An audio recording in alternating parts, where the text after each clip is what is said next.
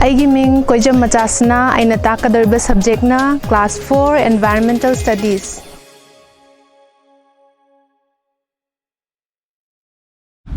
Hello my dear students, ngasidi aikoigi subject Environmental Studies ki lesson number 5, Friends of Animals and Unusual Features of Some Animals habado mugiyeng minase ko. Ado aikoina aikoigi mamangi lesson singda aikoina family gi matangda imung manung habasi karino habasi taminakre ko. Adudagidi akoi miyoi kamaina tawi. We have friends, marum mapang lay, we have neighbors, yunglon kairo na ba mayam lay. Ado na koi karigumba kanda khanbasu yaubra. Animals di kamain taujano. Habidi sanga singidi makoigi family lay bazala. Natraga makoigi lay minabagi mong matose kamaina taubazano kaina. Nahak soidana khangning gani na khalle ado ngasidi ado na animals ki makoigi Laiminabagi mong matosigi matangda amuka hena mamuta na khangminase ko. Ado animals singse akoi miyoi badawna makoisu social being ne haye ko. Social being habadi karino miyoi ba natraga sanga singse makoise amana amaga laiminabagi hainabi laiba mateng pangna ba ko. Aduga karigumba potlam khara phibam khara phangminana ba makoise apun bagi mong mato madala minabado ado animals singsu madugi mong mato do makoida cheleba ko ado na moisu animals are also social beings aina haye ko ado animals singse makoise akoina uba matamda makoise group ta habadi moise chabulda leiba ui ko ayamba matamda plant eater singsina habadi for example harase cow harase ko ado dagi buffaloes sheep pig ko elephant sumain makoi se group ta lemine ba ko ado group ta leri ba se karigino haiba taragadi makoina in search of food chana thakna ba thiba water ising thiba ko ado dagi kai do ba karigumba khudong thiba madagi ngakthok bada mateng pangna na ba natraga yekna ba madagi ngakthok na ba haitare ko makoi se dumaina group ta leibagi haina bise leiye ba ko animal sing se khoi group ta lemine habam dikhange ado makoigi group se tongan be animal khena bagi matungin na makoigi group sigi maming sisu muk tongan bra haise khoi yeminar se ko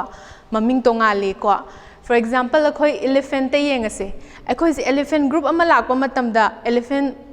khara lakpa matamda khoi elephant ki group ama natrag elephant ki chabun ama lae na haide ba ko we say a herd of elephants ko elephant ki herd ko makoigi group ki name do ko aduna kaidoba in a herd of elephants there are 20 to 30 female elephants elephant amom ko kundagi na kunthra bobo yawe ba herd amada makoigi macha singduga konana adumain tawdana herd habase atopa animal khara da su siznei kari da a herd of horses a herd of zebras a herd of giraffes sumaina ko siznei ado lions ki di kamaina kai ko bazano haibado amu khangmina si ko lions ki di a pride of lions haina haiba ko aduna lion gi pride amada lion kaya mu yaw bazano lion mari dagina tarani thoi phoba yawe ba ko mari macha singdu ga konana aduna lion macha singdu de khoine kai kawi cup kawi natra na khoi hana dei khanglam mani then fish a group of fish to the karikawe, a school of fish and hainebako. Then cows su elephant tauna, a herd of cows and haibako. Then hyenas kidi, a cackle of hyenas. Monkeys, what about monkeys? Monkeys kidi, a troop of monkeys ko. Then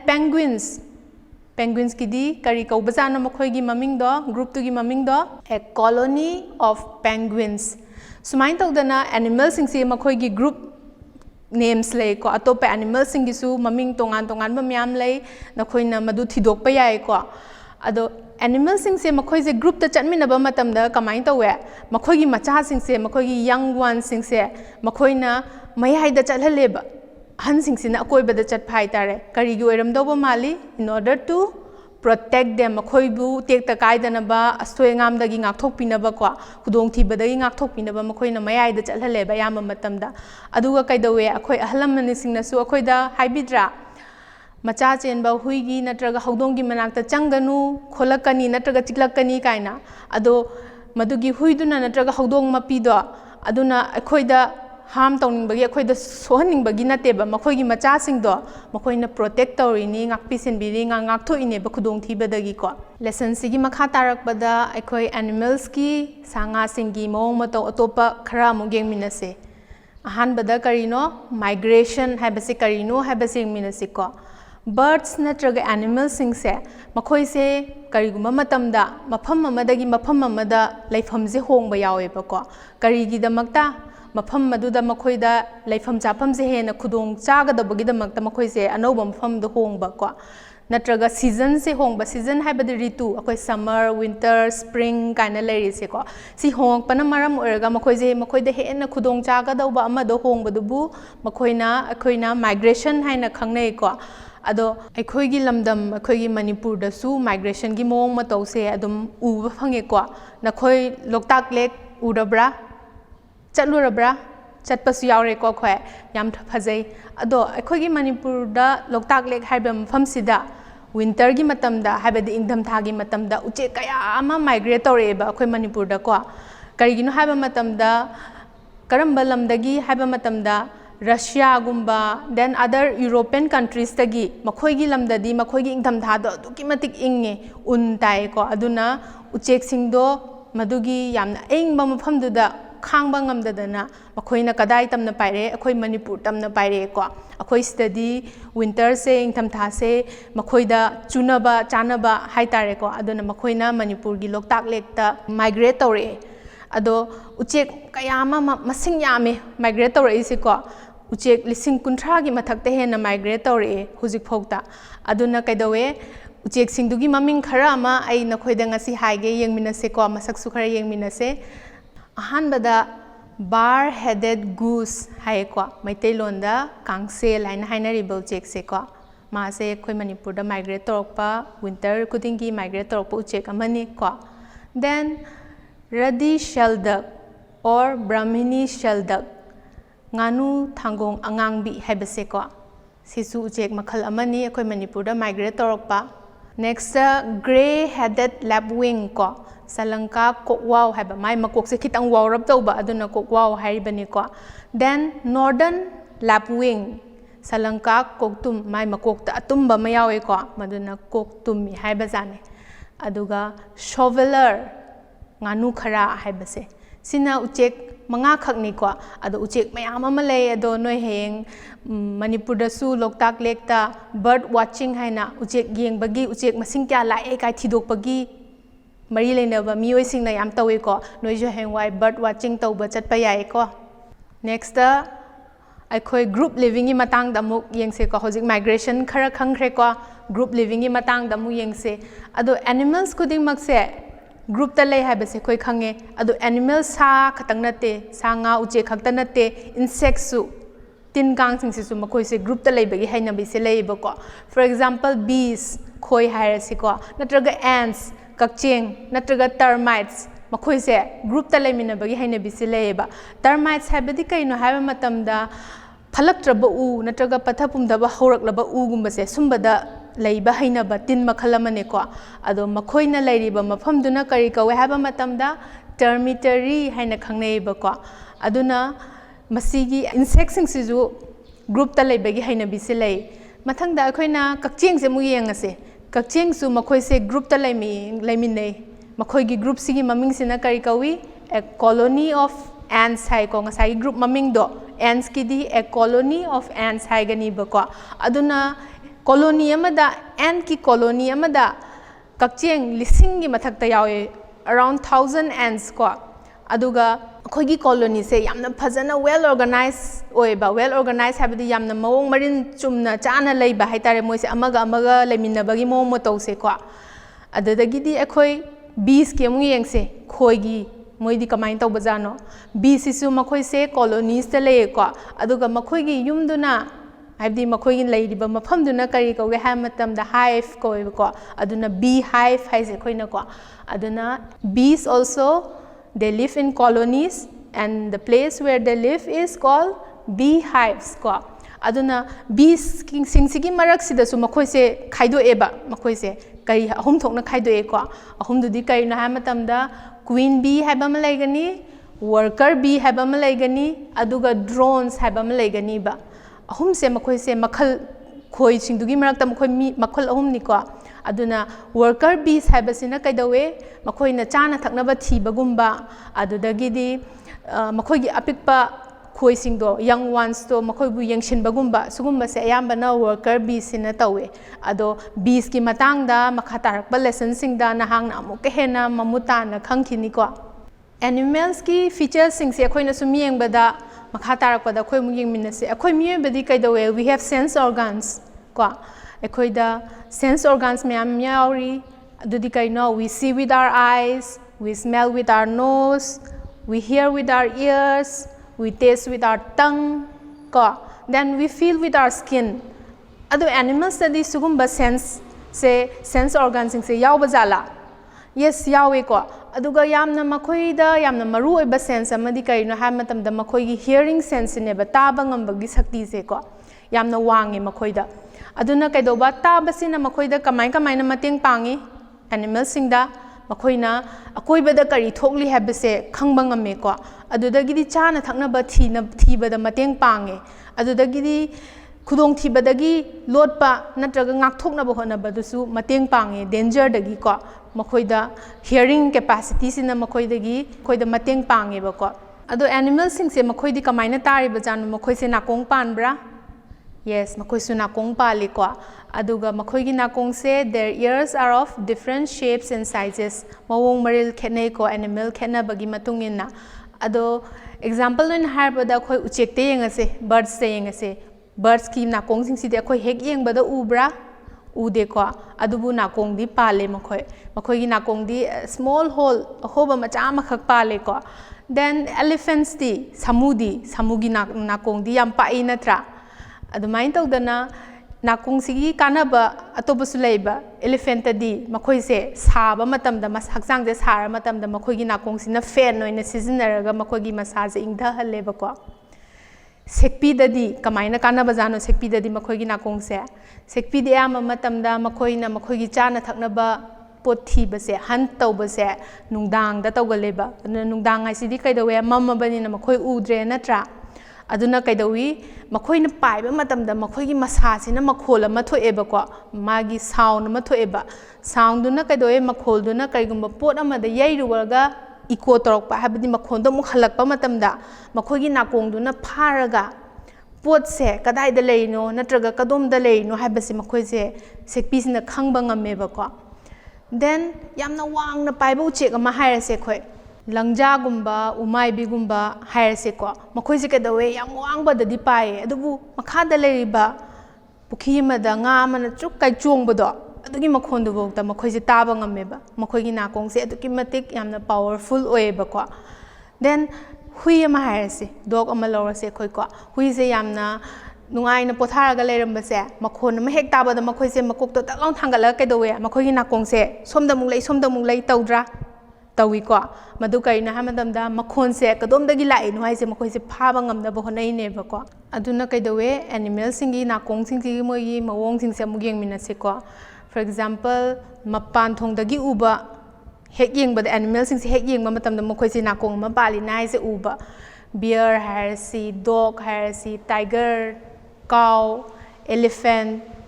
cat ko makhoi gi nakong sing si kaidawi hek animals hek uba matamda mapan thongda ui ko so it is called external ear mapan thongda uba se ko sina external ear haina khangi ko then atopa sakhara mugeng ase birds uchek ko frogs hangoi lizards chumgumba ko snakes lin crocodile makhoi gumba sidi kaidawe makhoi gi manakong sidi mapandagi ude he yengbada ude adubu pandi pale ko aduna makhoi uda bagai sina kari kauge ha matamda internal ears haiba ko aduna external ear panba animal khara leirani then internal ear panba animal khara leirani aduna makhoi gi na oiba mong matause kamaina no ha matamda makhoi na makhol se external ear sina phabagi wa khaktane ba adubu tabagi thabakti kari tawe manungda oirine ba akhoi miyoba so hairase akhoi gi nakong se hek uba phange ko hek yengbada ado nakong mapan gi uriba nakong sina tabai thabakti taurira tawdeko tabagi thabak-tudi manungda internally manungda tawriniko aduna nakongi makhal ani se external ear haibama internal ear haibama leirani mathangda animals ki features khara mong matau khara da makhoi gi body coverings makhoi gi unsa se kamaina kupsan ge haibase mugeng minase ko unsa kupsan bagi mong matau se khoina makhal ahum thongna khaidok pe ai hair na kupsan ba haibadi sam na kupsan ba ko feather matu na kupsan ba then scales maku na kupsan ba ko hair na kupsan ba animals khaidi example haibada dog cat lion kaiba makhoi se makhoi gi body sida sam hawe ba ko aduna sam na kupsan ba animal moi gi body covering se sam na oiba animal sing su leire then feathers matu na oiba ko for example yen da harase hen da harase ko makhoi gi body se matu myam na kupsandra kupsali ko duck ko nganu da su feathers na kupsali then birds uchek myam sidang uchek sing da su makhoi gi body se feathers na kupsali ko then scales harase scales haidi maku ko maku na kupsanba nga se kari na kupsali nga gi maku pandra ado scales kawi ko nga sing se maku na kupsali they have scales in their body ko then snakes leire then crocodiles makhoi sing su makhoi gi body covering se scales na tawe ba ko maku na kupsale ba aduna aikhoi makha tarak pada activity ma tawmina se activity se kamaina tawdoino yengsi ko aikhoi na sam panba makhai gi body covering sing se the hair no oiba animal khara lengthok minara se ba ko adudi kai animal lengthok sige tiger ore se han bada ko cat mouse uchi ko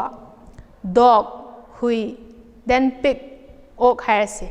makhoi gi body covering se karin oi animal manga makse karin oi yes their body covering is with hair ko samna kupselle moise ado makhoi gi nakong sidi kamaina pale makhoi se akoina aina mamang da hagi bado external ear haiba malai internal ear haiba malai habado ado sigi animal manga sidadi makhoi gi nakong se kamaina oire external oibra internal oibra yes all the animals have external ears ko aduna akoina masidagi khangba ngamme madudi kaino ha matamda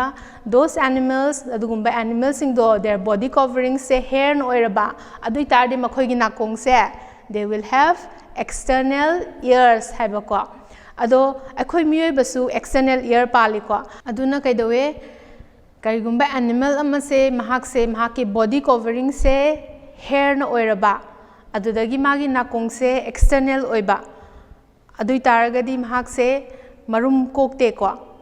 macha oina poe aduna makhoi gi adugi mawong matawdo kari haina kauge ha matamda mammals haina kawe ba ko akhoi miyoi basu mammals ki group sida chinge ko sumaina khaidoi ba mawong mataw se noina hayengwai atopa class achouba singda hena mamuta na tamakhini ko body covering sing sigi kana basing su myam ama lei for example camel da harase ko utse kadai da lei they live in desert se lei ko yamna saba mafam da ni moina lei se aduna makhoi gi hair sing se yamna kuppe ba yam pikna ne ba ko aduna kaidoe makhoi se sahande ingna lehele ba then bear da harase sawom di matu yam chomi hydra matu yam howe ko aduna kaino bear se yam matam da aing ba mafam da cold regions ta legale ba ko aduna makhoi masa se saraga leina ba mateng pangi ni ko then matu harase feathers pan ba uchek sing se kedawe makhoi se pai ba da mateng pange ba feathers sina uchek sing se kedawe pai ba da mateng pange ba then scales maku sing sidi kamaina kari mateng pang ba jano maku panba animal sing sidi makhoida khudong thibadagi makhoida kaigumba ma hek koina lingumba ma ha se hek pai ge tokar moi se chilaun lin thoga chen gri se makhoi gi scale du na makhoi se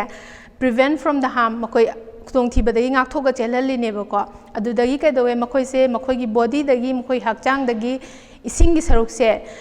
mang gi dana basu mateng pange ba mang hande ba ising se ko for example akhoi miye be de kai dowe kan na chelu ba na traga yamna akanba awaba activity ma tawba matamda kaidawe khoi je hakchang da humang loina thoktra ado scales pan ba animal sing dadi makhoi dadi humang thokpa haiba se leite ba ko sanga singi atopa mawong ma taw ma so makhoi na uba phange sa mapi sing sina magi macha sing se lekthokpa se ure ko na khoi For example, sanda hairasi natraga hui hogdongumbada mapiduna machadu lekthokpi karigino khangbra nokhoi karigino haiba matamda makhoi gi machasingdo luna nana leinaba adudagidi makhoi se ingna leinaba sagattanaba masado haitare ko aduga amaromda makhoina nuksibado machadu nukshi haibase aduna adugi matengna utlini ko अखोई की lesson से ngasi loisalakpasida अखोई activity ama tawminase ko aduna अखोई se lesson se mamutana khanglabra haidu yangminanaba ko अखोई animal khara maming lengthokminarase ko lengthossi ko ahanbada mouse uchi ko number 2 da dog hen cow cat sparrow sendrang ko parrot pigeon khunu elephant, then pig hairase. Sumaina koi animal tara lengthokminare. Ado animal sing se amamam tanga mugiangaga makhoi gi mawong matau se makhoi se kari kari yawi natraga yaude habadong minase ko. Makhoi se ahanbada external ear oibra or internal ear oibra. Ani sige manungda ama karamba oige habado khanminna doini ko. Then hair on skin masada samoin hobra natraga feather oina matu oina panbra haibadu yengminase sigi makhal mari se oiba mafamduda nahakna tik tawgodoini ko khangadoini yawi natraga yaude haibadu haidoini ko ahanbada number 1 da mouse uchi se yengminarase ko uchi se karino magi external ear nakong se externally mapan thongdo oina panbra natraga internally manungda panbra karamba oina pali. Yes, uchi di mahaki nakong se external ear ni ko. Then makatarakpada mahaki body sida sam oina hobra natraga feather oina matu oina panbra uchi di kamaina oi hair or feather karamba no ani sigi manung sida. Yes, uchi di hair oina pali ko. Adumain tawdana makatarakpa dog gisu, hen gisu, cow gisu, sumaina animal makhal tarai lengthoi se masigi makhoi se external panbra, internal or na ear panbra, natraga body on hair oibra, natraga feather panbra se nahak khandokpa ngambra yengsi, nahak soidana khangani na khalle ojana ko. Aduna ngasigi lesson se akhoi matang asi loisan minarasi makha tarakpadasu atopa lesson sing da amuk unasi ko.